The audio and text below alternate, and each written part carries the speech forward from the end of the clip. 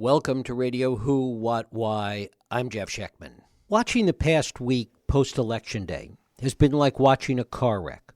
We know we shouldn't look, but we can't help but be curious.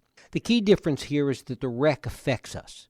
The clown car of transition planning gives us some idea of how we will all be impacted over the next 4 years. The president said earlier this week that this is simply one of the zigzags of history, that often things have gotten worse before they get better. Certainly from a historical perspective, that's true. But what does it mean for America and the world in the 21st century? Every day we hear political pundits talking about what happened and why. And some of it's good and insightful. But most of it comes from the same people that didn't see it all coming. My guest today, Sarah Kendzior, lives among it in the heartland of America. She's written extensively on subjects of race and class and America's role in the world.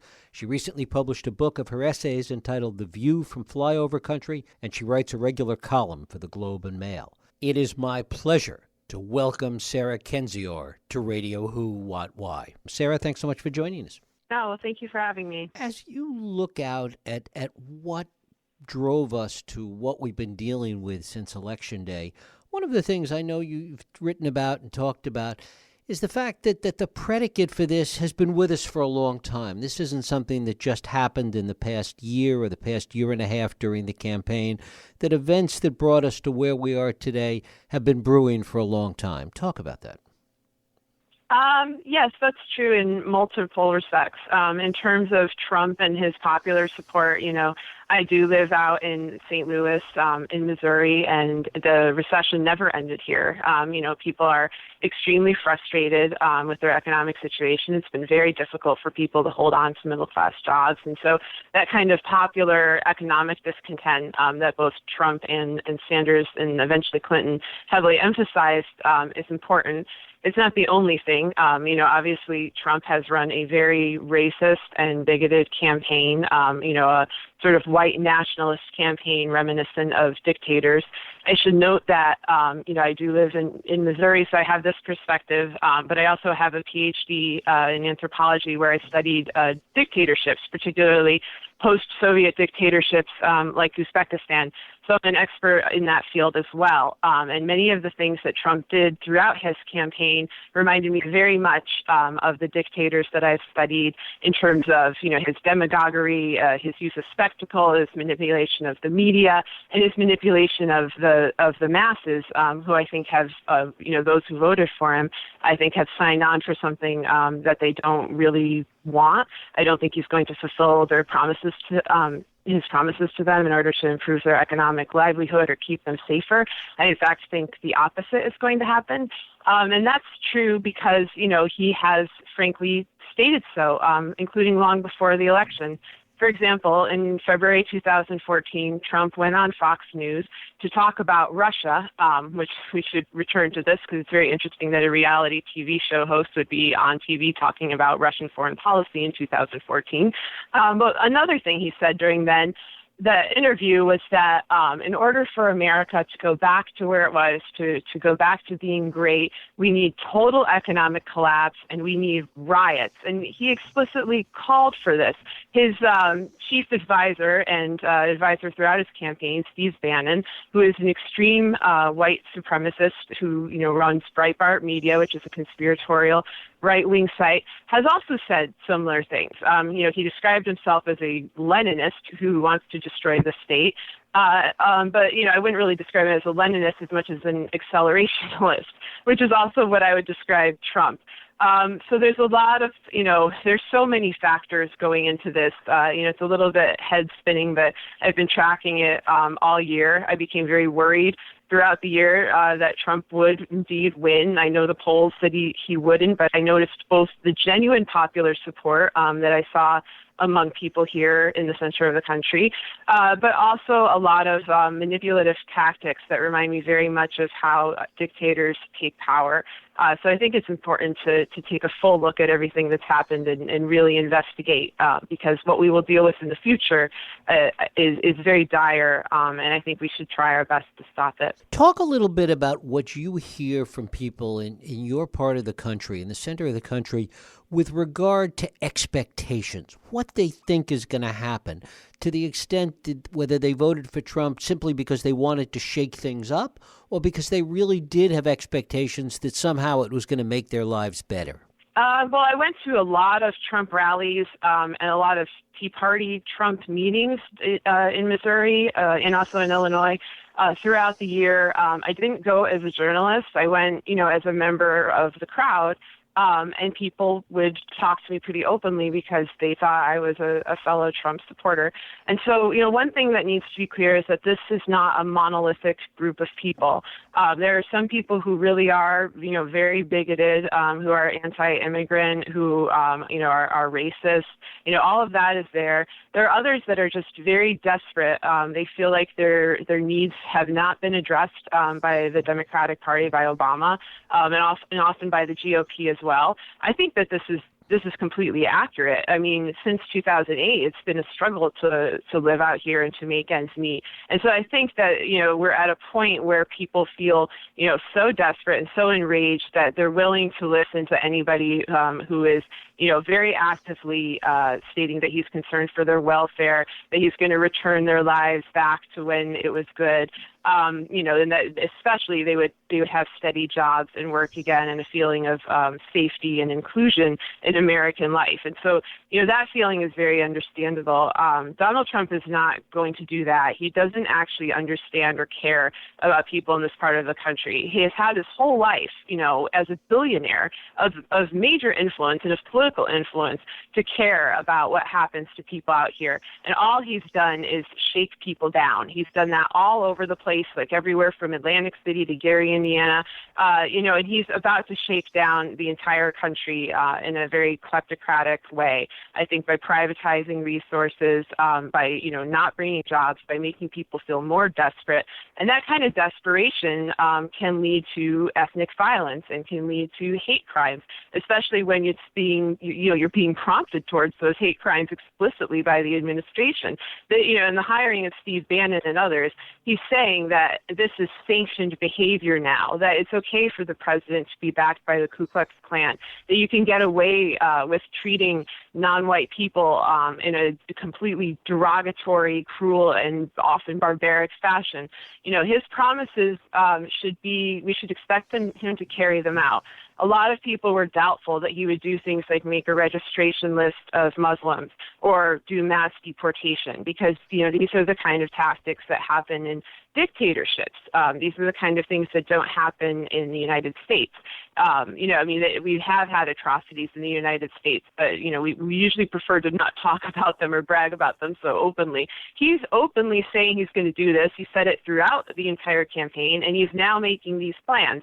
And so we're in for, a very ugly situation where I think we're going to be, economically bottomed out. I think everyone is going to suffer, whether you voted for Trump or you didn't. He might try to placate people, in the beginning by throwing them some jobs, maybe through infrastructure projects. But it seems clear from his team that the goal, as you've seen in other countries all around the world, is to try to make as much money for himself and his friends as he can by using, and abusing executive powers to strip down national resources and, carry out the kind of acts of corruption that he has, many of which we don't know about because he won't release his tax returns.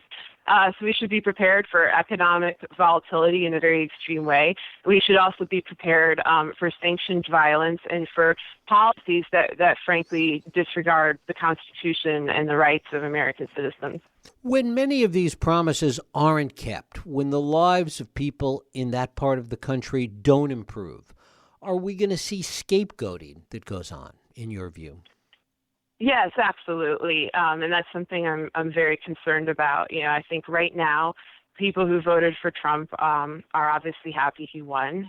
Some are just regular people who are glad their candidate, managed to be or seemed to have beaten Hillary Clinton. But others, we've seen an enormous spike in hate crimes. I think one of the largest in the history of the country since they started tracking this in the week after the election. Everything from swastikas being painted places to Make America White Again, to people being beaten been bullied, to children being taunted in classrooms, to threats towards Muslims and Jews. It's very disconcerting. There doesn't seem to be much reaction in our government to stop it. Leaders are not speaking out very strongly about it, with a few exceptions. And I think it's very interesting that one of those exceptions is Harry Reid, who's leaving the government. He spoke out in the strongest way. And so you kind of have to wonder, why isn't Obama and, why aren't Obama and other leaders being more forceful when there's a real stated threat from the president-elect and his team to average American citizens, and that this threat is being carried out in a populist way and will eventually be carried out, with the law itself, with executive power itself. I think as he does not fulfill his promises and jobs, do not return here, and if resources are denied and if people's suffering increases, he will encourage them, as he has throughout his campaign, to look for scapegoats. And those scapegoats will be, Muslims, Mexicans, and anyone else who he wants to blame this problem on. The media has really played this down. They played this down throughout the entire campaign, including major incidents, such as about 2 weeks before the election, a group of Trump fans were arrested by the FBI for building a weapon of mass destruction to blow up an apartment building that housed Somalis in Kansas. And so that, to me, is a pretty major story. Like, imagine if that was the other way around and a bunch of, Somalis had plotted to blow up a building of white Muslim Somalis had plotted to blow up a building of white Kansans.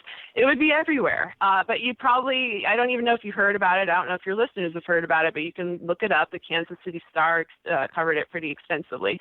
So there's something going on in that a lot of this seems to be sanctioned by the media, sanctioned by the government, and it's extremely reminiscent of dictators, both past and present. And I think it's an urgent crisis. I think it's something that the government and people who believe in American values, that, we should be free, that we should be safe, that we should, honor each other as citizens and respect each other's rights as citizens. Anyone who cares about that should be very concerned right now and be contacting their representatives and speaking out and trying to amass as much, mobilization against this kind of sanctioned brutality as possible. A lot has been written about the degree to which people on both coasts really don't understand what life is like in flyover country. You've talked a little bit about that. Is there any sense among the people in that part of the country, in the middle of the country, of what's transpired, of what's changing, the way the world has changed with respect to cities and urban America? Yeah, I mean, one thing I have to say straight out is that, we're not a monolith out here either. Like, St. Louis is different than a small town in Missouri. Missouri is different than Nebraska. There's sometimes this coastal tendency to kind of treat us as flyover country, to treat us as indistinct. What we do have in common, though, as a region is that, yes, our concerns are ignored. They have been for a long time. I live in a Rust Belt Midwestern city that was hit very hard by the recession, and I've been, writing about that and documenting it for a long time. And I don't think that coasts understand. We lost a lot of businesses here after the recession, but one of the businesses we lost was media. There is an incredible downsizing and cutting of our local newspapers, especially in small towns, but even in big cities like St. Louis, where our paper is barely hanging on. And that has, lessened the amount of information that comes out and skewed the national narrative. People tend to rely much more on cable news outlets, on national news outlets. And right now, 1 out of every 4 journalists is currently living in 3 expensive coastal cities. And when that happens, you get a very skewed and distorted view of what the average American is experiencing. And I think that this, comes across to people as apathy. They get very frustrated. They feel like their very legitimate concerns are not heard. And that provides an opening for a dangerous demagogue like Donald Trump to come in and pretend to be the one who cares. But it's a great irony because he is, in fact, a New York billionaire elite. He's stocking his cabinets with other billionaire elites. He is not concerned with what's going to happen to us out here. And we're already suffering out here, and I think our suffering is going to get worse.